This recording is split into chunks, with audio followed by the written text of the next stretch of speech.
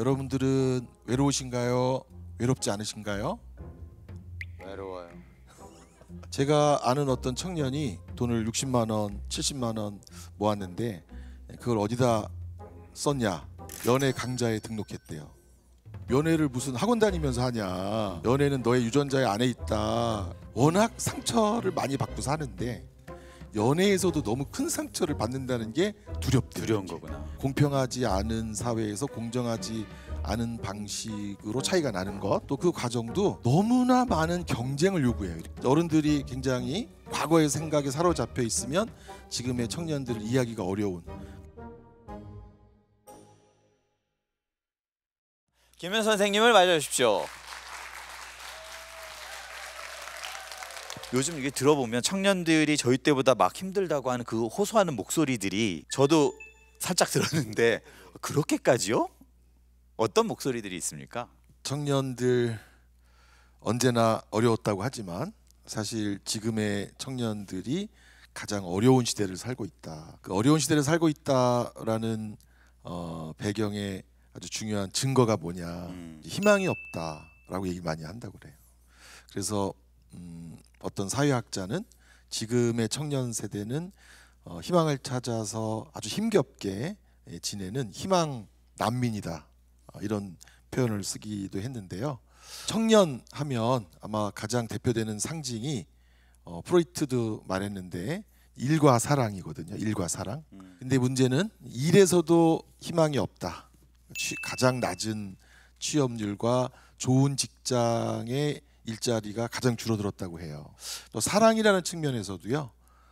너무나 잘 아시겠지만 지금 연애를 안 하는 20대가 너무 많다고 하죠. 그래서 결혼을 꿈꾸지도 않는, 지구가 탄생한 이래 가장 청년들이 일이라는 측면에서 또 사랑이라는 측면에서 현재 어려움을 겪고 있는 그런 시대가 아닌가 생각합니다. 그러니까 청년들의 고난을 겪고 있는 게 일단 크게는 두 가지 영역이네요. 일, 그리고 사랑. 뭐 취업 때문에 어려운 거는 알겠고, 네. 또 요새는 취업을 해도 어렵잖아요. 네. 하고 싶은 일을 할 줄 알았대요. 하고 싶은 일을 할 줄 알았는데 내가 복사하려고 취직한 것도 아니고 상사 스케줄 잡아주려고 취직한 것도 아니고 나의 전문성, 나의 역량, 내가 하고 싶었던 일을 하려고 취직했는데 안타깝게도 지금 많은 직장 또는 조직의 문화가 이런 우리 젊은이들의 하고 싶은 바를 잘 담기보다는 기존 질서나 기존 아주 가부장적이고 위계가 높은 그런 문화에 적응하라고 하는 것에 청년들이 좀 실망하고, 또 뭐 아주 유명한 표어지만 일 많이 시켜놓고 보람으로 대신해라. 그래서 많은 청년들이 보람보다는 수당을 달라. 사실 그런 점에서 기존의 직장 문화와 또 직장의 여러 행태들이 이 새로운 세대의 열망과 그런 희망을 잘 품어주지 못해서 굉장히 좋은 기업에 취직했다가도 퇴사하는 친구들이 하는 말이 나다운 일을 할 수가 없다. 내가 하고 싶은 것을 할 수 있게 해주는 직장이 아니다. 이렇게 얘기하고 이제 어른들은 철없는 소리 하고 있다. 회사는 그런 것이 아니다 얘기하는 그런 어떤 세대 간의 문화 충돌도 청년들이 이제 상당히 호소하고 있어요. 제가 상담하는 청년들 중에서 좋은 직장인데 정말 그 상사하고의 관계에서의 뭐 여러 가지 이제 뭐 괴롭힘, 태움 등등 때문에 안타깝게도 거기서 오래 일을 하기가 힘들다, 이렇게 말했던 친구들이 많아서 사실 청년들이 변해야 될 것이 아니라 우리 사회의 조직 문화나 회사 문화에 많은 변화가 현재 필요한 것 같아요. 이제 코로나를 겪으면서 더 많이 젊은이들의 생각에 변화가 있는 것 같아요. 어른들은 되게 낙관적인 것 같아요. 그야말로 고성장 시대, 막 월급도 오르고 새로운 건물이 들어서고 새로운 일자리가 넘쳐서 이제 대학원 졸업해라 취직이 된다, 이런 시대가 아닌 이 저성장 시대의 젊은이들에 대한 이해가 굉장히 부족한 것이 또 문제이고요. 실제로 팬데믹을 거치면서 청년들이 저한테 와서 하는 키워드들이 있어요. 말하는 게 가족도 소중하고 친구도 진짜 소중하더라. 코로나 시대에 많은 친구들하고 만나지 못하면서 곧 지구가 망할 수도 있다. 그러니까 오늘 빨리 만나자. 그건 어느 정도 사실이죠. 네. 그래서 다시 까르페 디엠이 뜨는 것 같아요. 이렇게. 그래서 어른들은 미래, 청년들은 지금 이런 것들이 이제 대비가 되면서 어른들이 굉장히 과거의 생각에 사로잡혀 있으면 지금의 청년들을 이해하기가 어려운 그런 시간이 코로나 이후에도 계속되지 않나 생각합니다. 좀 이해할 만한 게 이제 요즘 청년 세대들이 사실은 이제 4.16 세월호 네. 세월호를 기준으로 보면 네. 세월호, 코로나, 최근에 12구 참사까지 네. 그대로 자라면서 이 모든 거를 다 떠안고 충격을 받고 트라우마로 남은 이 세대잖아요. 네. 사실은 우리의 아주 기본적인 욕구, 인간의 기본적인 욕구가 안전에 대한 욕구거든요. 세상이 안전하다. 그런데 정말 그 고등학교 시절 가장 추억의 꽃이라고 할 수 있는 수학여행도 안전하지 않은 여행이다로 되고, 행복한 축제를 그렇죠. 나누는 거리 그 길 자체가 사실 죽음을 떠올려야 한다 뿐만이 아니라 새벽같이 출퇴근할 때 떠밀려 다니는 여러 지하철, 기본적으로 이제 안전하지 않다라는 것이 우리 청년들의 뇌리에 깊이 박혀서 그런 불안을 안고 가는 사회라는 거. 또 두 번째는 가족만큼 소중한 친구들이 다 그 과정에서 희생되는 경험을 하면서 삶을 열심히 살아봤자 무슨 소용이 있나 이런 생각이 들게 하는 거.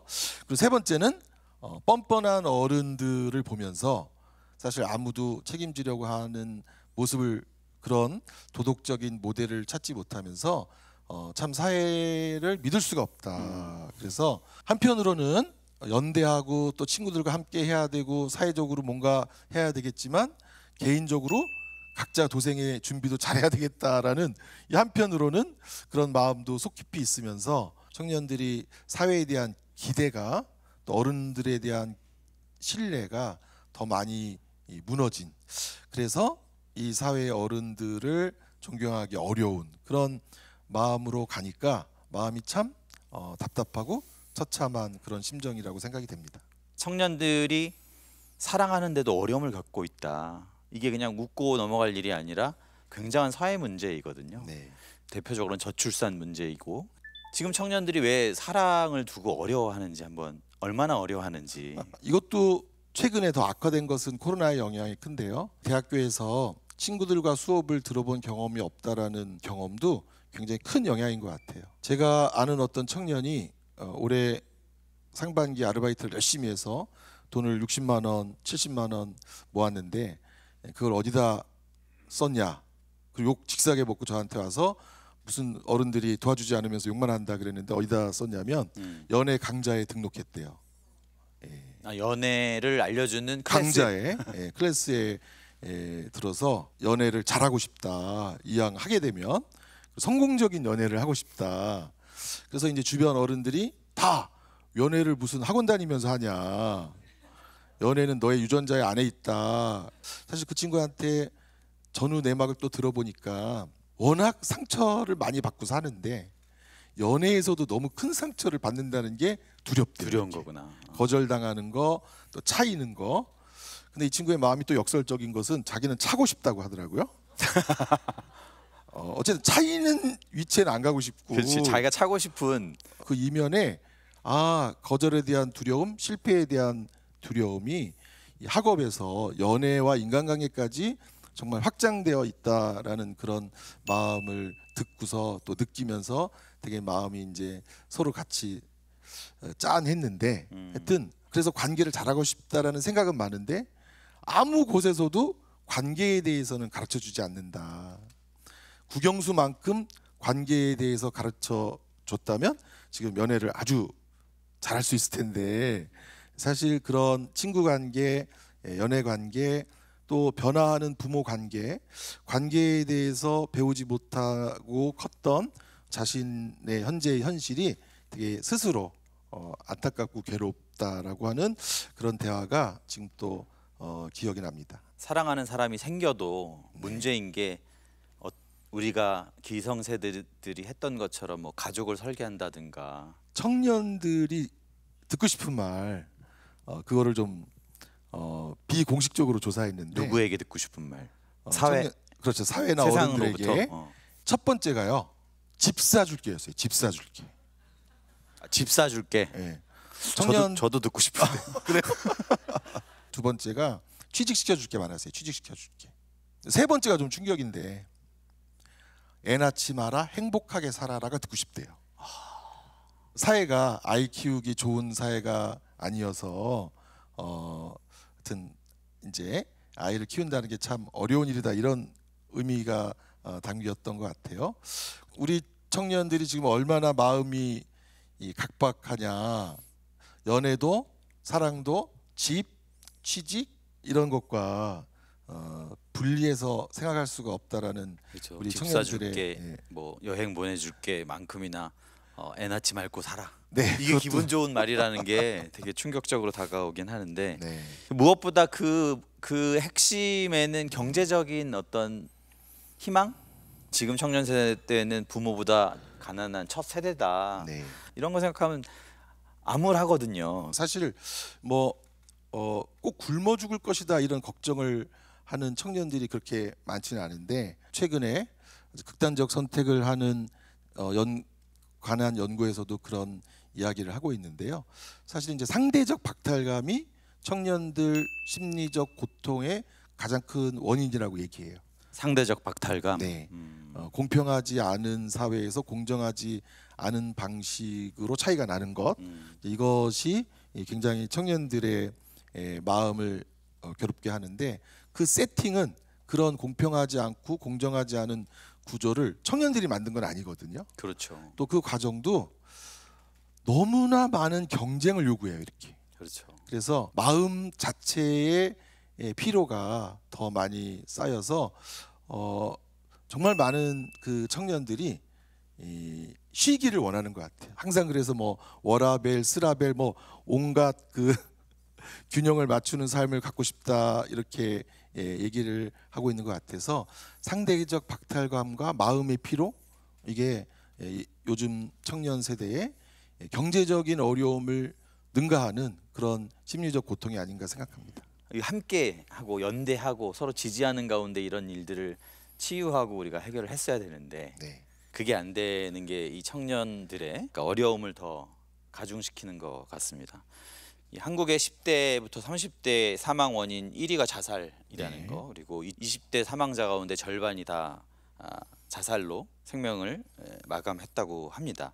이렇게 친구가 힘든 상황에서 벗어나기 위해서 뭐 이렇게 극단적인 선택을 생각하거나 시도할 때 우리는 그 곁에서 어떤 걸 할 수 있을까요? 상대적 박탈감과 함께 또 다른 중요한 요소가 있는데요.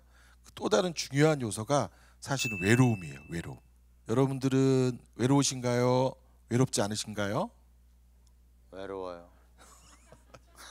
사실 우리가 웃지만 굉장히 외로운 청년들이 많다.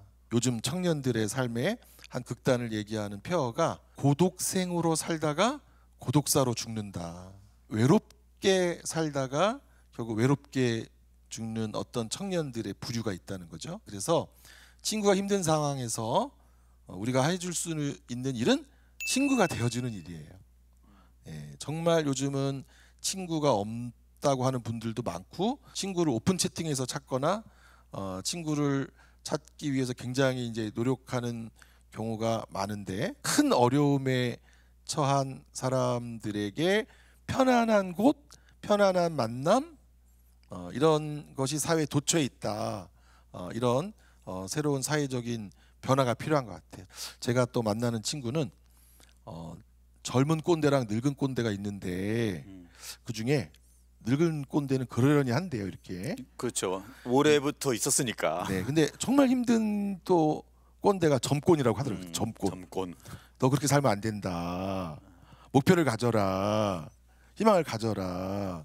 너를 도와줄 사람 너밖에 없다. 그런 게 또 젊은 우리 또 친구들에게 큰 상처가 돼서 친구가 되어주는 게 필요하고 상처를 주지 않는 친구가 되는 게 필요하고 도와주는 법도 정말 중요한 그런 시대가 아닌가 생각합니다. 이것도 물어봤어요. 우리 같이 일하는 청년들에게 물어봤는데 어떻게 말하면 힘이 빠지지 않고 오히려 위로가 되고 어떻게 말해주기를 바라냐 얘기를 물어봤더니 첫 번째가 잘하고 있고 잘 될 거다. 그럼 어른들 어떻게 말하냐? 너 큰일이다. 이렇게 하다가는 큰일 날 것 같다. 이렇게 말하는데 잘하고 있고 잘 될 거야. 이렇게 말해달라는 거. 두 번째, 빨리 해라. 이렇게 말하는 거 너무 힘들고요. 사실 제가 빨리 하라고 저도 많이 하기 때문에 우리 저도 많이 하고 있습니다. 아 그러세요? 네, 빨리 하라 반성하면서. 이렇게 얘기하기보다 너의 속도에 맞춰가라. 우리가 재촉하지 않겠다. 자기 속도에 맞춰가라 이렇게 말해달라고 하고 세 번째 이렇게 다 나이 먹어서도 이렇게 밥값을 못하면 어떡하냐. 그래서 아마 우리나라 청년들에게 약간의 공포가 벌레 공포가 하나 있는데 벌레? 예, 식충 공포라는 게 있대요. 식충. 식충. 너는 식충이다 이런 얘기를 들을까봐 아주 어렸을 때부터 듣고 싶었던 말이었는데 우리나라 부모님들이 별로 해주지 않는 말.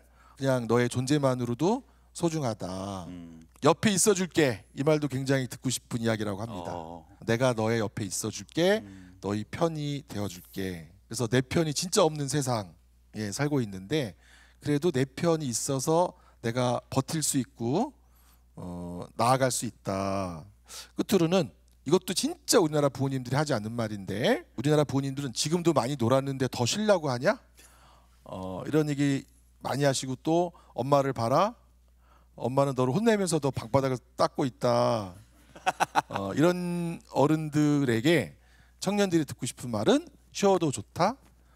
쉬면서 해가자.